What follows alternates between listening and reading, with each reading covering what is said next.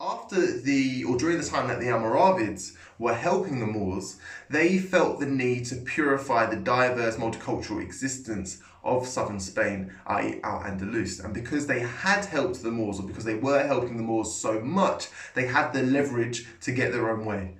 They built great mosques and introduced gold coinage into Europe to improve trade. However, conflicts between the Muslim Moors and the Christian Visigoths was continuing to rise. King Alfonso of Aragon and Ali Ibn Yusuf of the Almoravids went into battle. Moorish Spain, Al-Andaus, descended into corruption and chaos under the fighting between the Moors and the Visigoths. Simultaneously, Moorish Spain was growing intolerant of the fundamentalist views of the Almoravids. The Almoravids applied the teachings of the Quran literally, with very little flexibility, even when the Moorish Spain, or the Moors who resided in Spain at the time, enjoyed a rich and expressive culture with very little oppression. The Almohad movement grew to oppose the Almoravids. The Almohads triumphed in battle and later executed the Almoravid leader. To increase revenue, the Almohads increased taxes for non-Muslims. With this revenue, they built Seville into a great city under education and work incentives such as schooling and apprenticeships.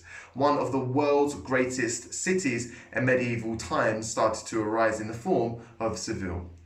However, the previous loyal Christians under Moorish rule soon lost faith in Moorish leaderships and travelled north to Christian territory to access in their mind, greater leadership which was more reflective of them, and of course lower taxes. Christian leadership was consistently growing in military and economic strength. Christian leaders were hiring rebels as mercenaries and funding their attacks on Moorish Spain to the south.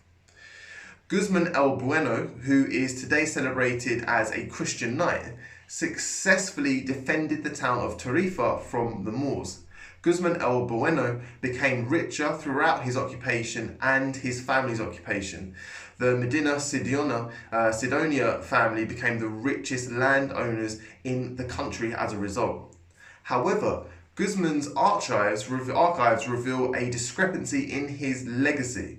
Purchase records of his house in Al-Andalus reveal Guzman to be otherwise called Guzman the Vassal. In other words, Guzman was a foreigner.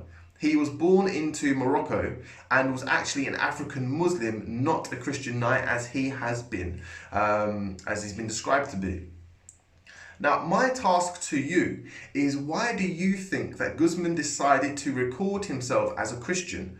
Why do you think the Spanish continued to recall him as a Christian after defeating the Moors when he was actually an African Moor himself?